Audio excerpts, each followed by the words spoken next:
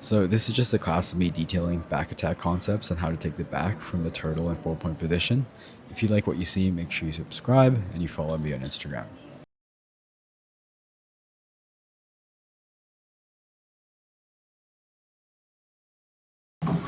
So we're gonna have a look at attacking the turtle position. Now initially, let's talk about our posture. Where do we want our knees situated? So when you're attacking turtle, you wanna think about your knees covering the hips. And the reason being, when you're covering the hips, you're one step away from throwing in hooks. So rather than working from positions like these, this is not very good. It's only good if you wanna attack crucifixes. We're gonna work with our knees on either side of his hips, right? Think about it this way.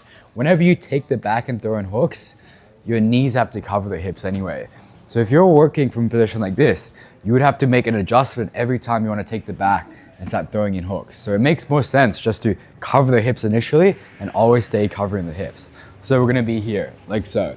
And now the second thing we're gonna talk about is head position. Where do I want my head? So if I just want to control my opponent, the more my head is behind my opponent, the better, right? If he goes to stand up and try to shake me off, because I'm directly behind, I'm not gonna fall off. But go back. When I want to try to throw in hooks, if my head is so far behind, it's very awkward because my hips are misaligned.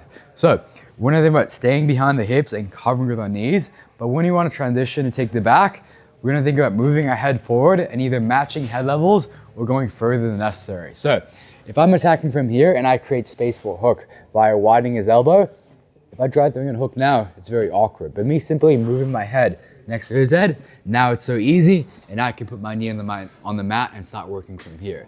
So initially the drill is gonna be fairly simple. We're just gonna practice controlling my opponent, right? Knees covering hips, pinching from here. You don't have your knee on the ground because he can start attacking your leg, so just be up in this position. Doesn't matter what grip you wanna work, whether it's seatbelt, body lock, it's up to you. When you're controlling your opponent, have your head behind their head, right? This is the best for control. But when you want to transition towards attacking and things like that, your head needs to move up.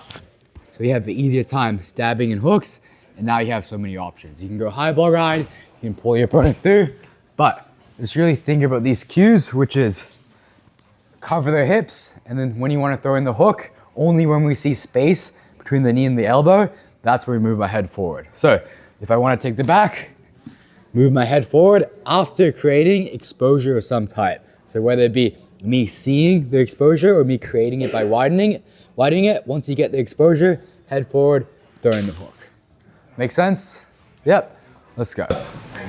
Now let's look at following our opponent through rolls and staying connected. So we talked about we want to cover their hips, right? So when our opponent rolls, we want to keep covering the hips. What do I mean by that? My opponent can roll in two directions. He can roll towards this side and put me back towards guard, or he can roll away from me and try to hit shoulder rolls and makikomi rolls. So whichever side he rolls, he's gonna expose a hook. And all you have to think about doing is staying with your knees covering his hips. So the first part of it is just staying with your knees covering the hips. So if he rolls towards me, as long as my knees are open, you can see how I can keep him connected, I can keep him controlled. If he rolls away from it, I need to cut around the corner, follow him, keeping him in between my knees, right?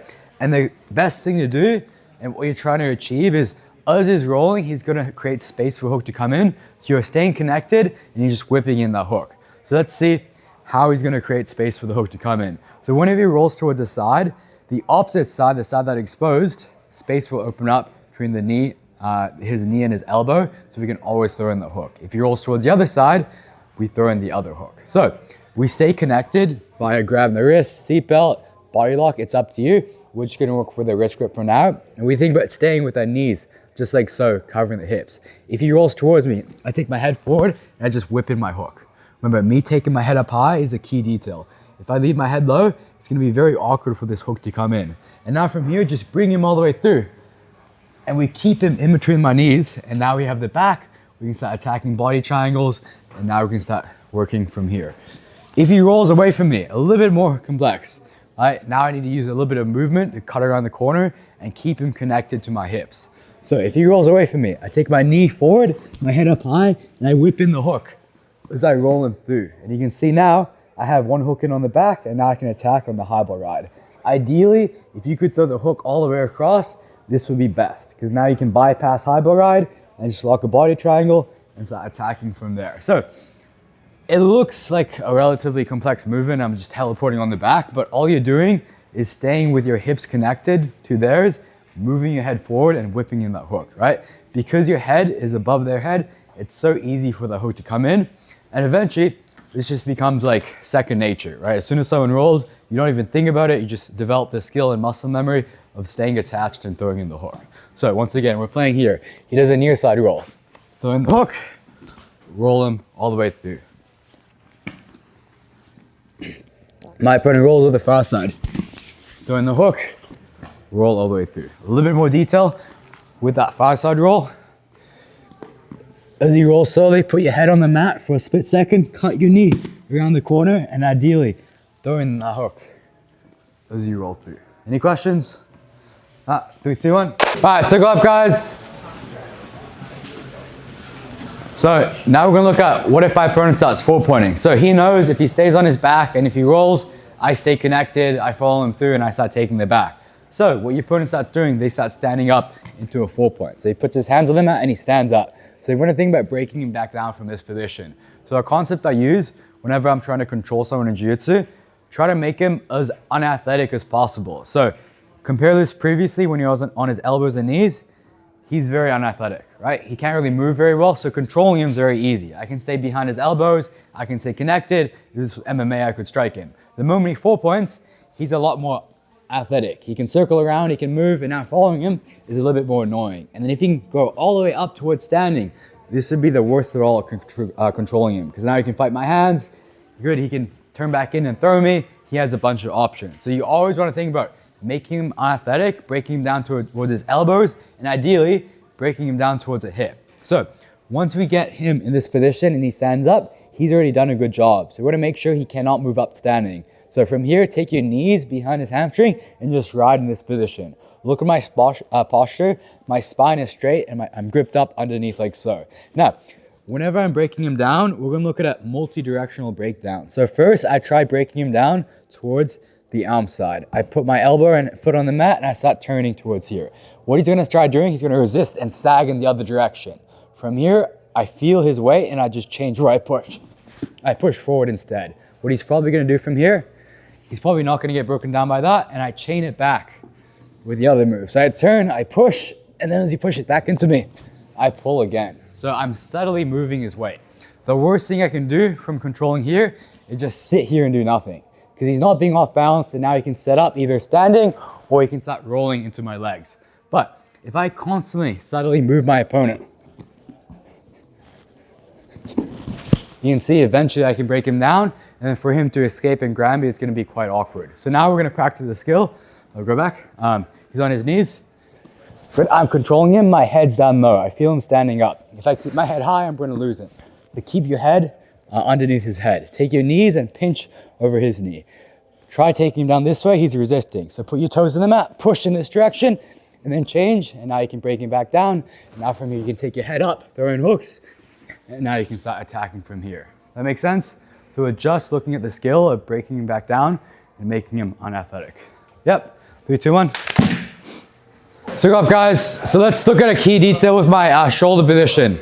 Now, where I put my near shoulder is very important. It's gonna make or break the move. So if he 4 points up, right? When I'm in a turtle, it doesn't really matter where my shoulder is, but when I'm trying to break him down, it does. So think about dipping your left shoulder inside and taking it inside his armpit like so. As soon as you make him shift, it's much, much easier to break him down, right?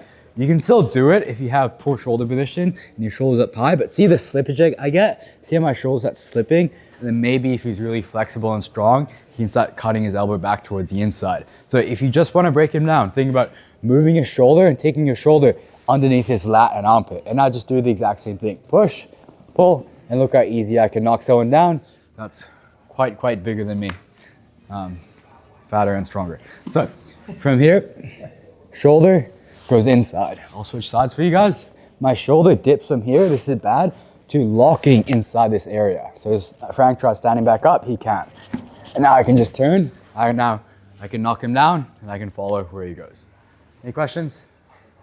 3, 2, 1. So the last thing, what if we fail and he stands all the way up? So if he stands all the way up, I'm thinking about two simple things. Well, I guess three. One, making sure my head's in a good position so he can't turn back and overwork me. So I put my ear on his back. And I think about either putting his hands back on the mat, taking him forward, or taking him backwards. And that depends where his weight is. So my first option is pretty simple. I just go long, short. I keep my knee pinching in his knee. I just take his hands towards the mat and start going to work from here. But if I feel like I can't do that, because maybe let's say his weight's more backwards like so, just hit a reverse Hayatashi or hit any takedown taking him back in this direction. And when you're attacking this position, you're simply thinking of these two things: taking your opponent forward, taking him backwards. And whatever options you want to use is up to you. I'm just going to show you two simple options. This option is the reverse Hayatashi. I switch my stance, and as I do, I drop to my knee, I bring him over, and now I follow. Now as he builds back up, I can put weight, I can throw in hooks, I can start attacking him, I can stay connected. But the main thing is, I made him unathletic, and then I stayed covering the hips, and then I took the back, right? If I feel like he's not pulling backwards and maybe he's leaning forward a little bit, I take my knee, and I just pinch and block. I'm not sitting into the side of his knee. This is unacceptable. This is how you get very bad injuries. I'm taking my knee and I'm pinching over the top of his quad, but it acts as a block, so he has to put his hands on the mat. And once we're here, we dip our shoulder inside, we start circling, and now we can start attacking the back, working from here, throwing the hooks. You have a bunch of options. Once more, you can even start combining the two together. You try circling, he circles away, and as he circles away, we can hit that Hayatashi. Just really quickly, what we're not doing a Tani Otashi where we sit into his knee like this. What we're doing a reverse Hayatashi, so we're switching our stance, we're dropping to our knee, and we're bringing him over our leg, we're tripping him. So we're not sitting into his legs, we're setting our feet and we're dragging him over where our foot is a block. Make sense? So one more time. This would be an example of chaining it together. I start circling, he circles with me, he doesn't want me to get the angle. Now I can take him down. Or you can do it stationary, it's up to you. Make sense? 3, 2, 1. So now we're going to have a look at me trying to do the concepts and move I just explained and doing them in a live sparring scenario against my friend Jacob. So just watch around and have a look.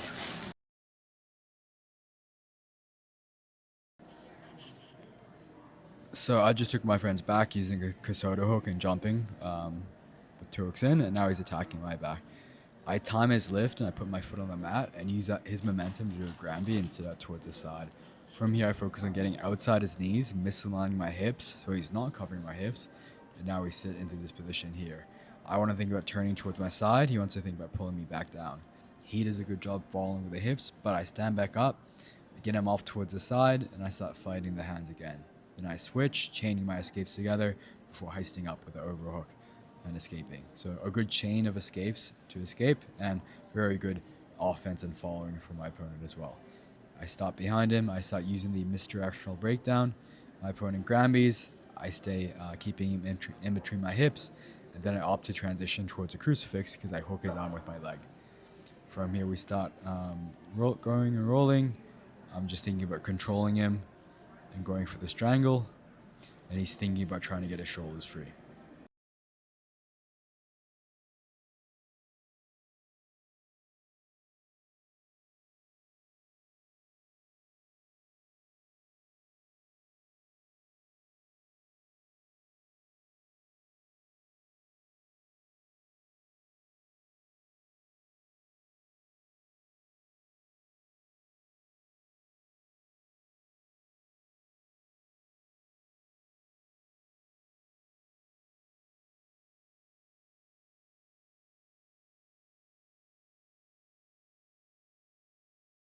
Something I want to think about defensively as well is the amount of time I combine escapes together.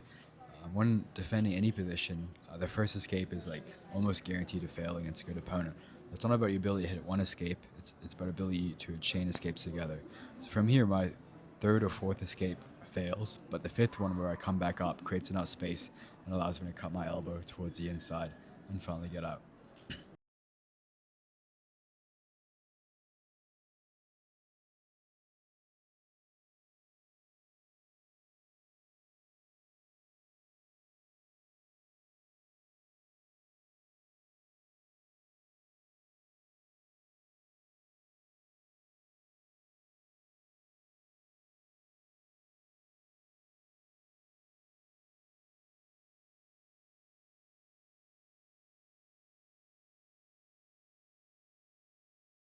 This is a cool sequence I've been working on. It's where I go scorpion essentially on the leg as I go to stand up from high ball ride, and then I sit through the corner and I extend.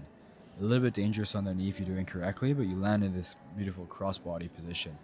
Now it's all about grabbing the wrist, turning the shoulders, and trying to sit my knee around the corner and following.